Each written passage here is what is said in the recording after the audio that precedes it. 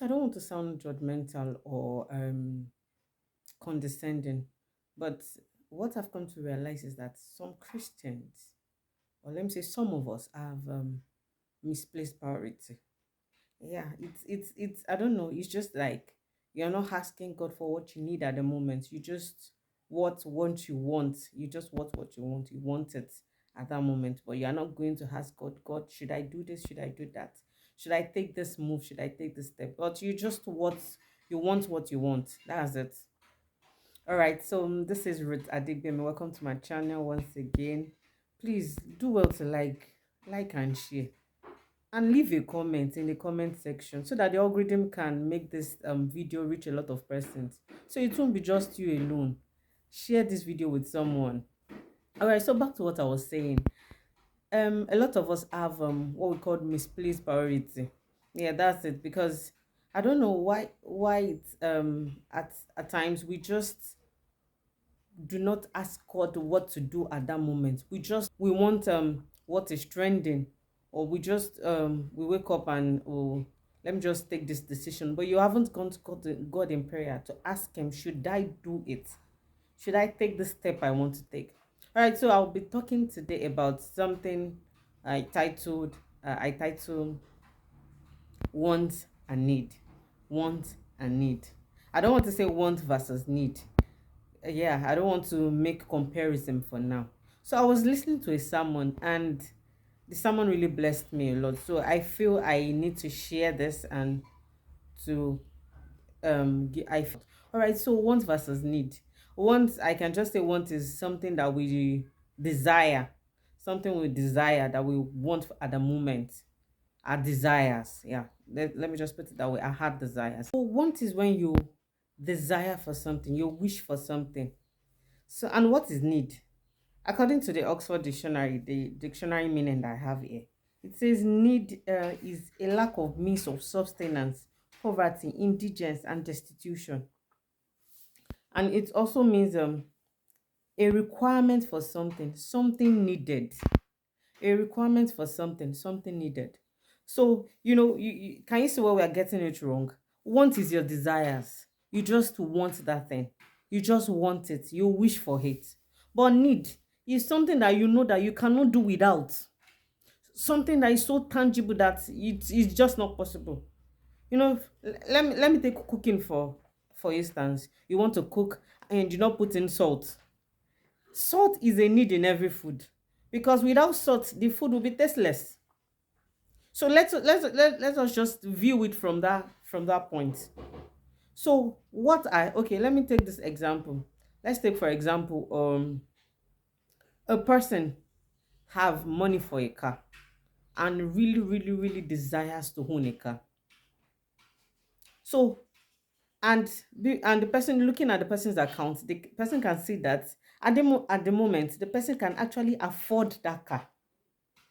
There is money in his or account to afford that particular car, and also maybe a stipend or more amount to just sustain the person after purchasing the car. At that moment, what you don't understand is that car that you want is a want, the car that you desire for. Even though you have the money for it at that moment and you have something else to sustain you after purchasing the car. But what you don't understand is that sometimes a car can just be your want and not your need. What do I mean by this? Because at times, okay, so after getting a car, we all know that a car can be a liability. In fact, it is what it is, because for you to maintain a car, it is not cheap. Car maintenance is not cheap. Okay, so so just look at that instance. You want a car, you desire it. It's your want. It is not needed. Okay, you are looking for a car, but you are still staying in a rented apartment. I'm not saying it is wrong to have a car in a rented apartment, but all I'm saying is weigh there's something we studied in economics. We did in economics while in school. There is a scale of preference. You go for what you need instead of going for what you want. So at that moment, a car to that person, weighing it on a scale of preference, is a want and not a need. I know, quite all right, car can be a necessity. I'm just I'm just trying to explain this from a viewpoint we'll be able to understand. The sermon I was listening to, I want to make reference to it. It's the preacher made reference of a particular brother, a fervent brother in church, and this brother got talking to a friend of hers. So they got talking, they talk almost every day, day and night, chatting, calling, not only chatting, they see every day, they talk physically. And also they are also on they call each other for like hours on call. But at the end of the day, what happened? That is where the intriguing part is. This person is a man of God. And there's this fondness, or let me say attachment, that grows when you're in constant communication with someone. So that is what actually happened in that scenario.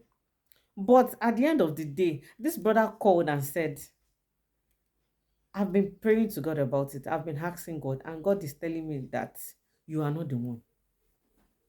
Amazing, right? Because yes, it is. Because when I heard that story, I was like, wow. It takes, at that moment, you can see that this brother really, really, really, really wanted this person. In fact, the person also confessed that I like you, but God is telling me no. Acknowledging the fact that you want this thing. You have to acknowledge it. You want this thing, but at the end of the day, it is not what you need for the transformation of your destiny. It is not what you need at that moment to go to the next level. And it is not what you need for the greater future God has in plan for you. So weigh your opportunity costs. Don't not mix your wants and your need together. So I know, sometimes I know a lot of persons will be like, okay, so after all this talk, how do I know what I want and what I need? Go to God in prayer. It's as simple as that. If we're in constant communion with the one we claim we love, there will be discernment. It will tell you what you want and what you need at the moment.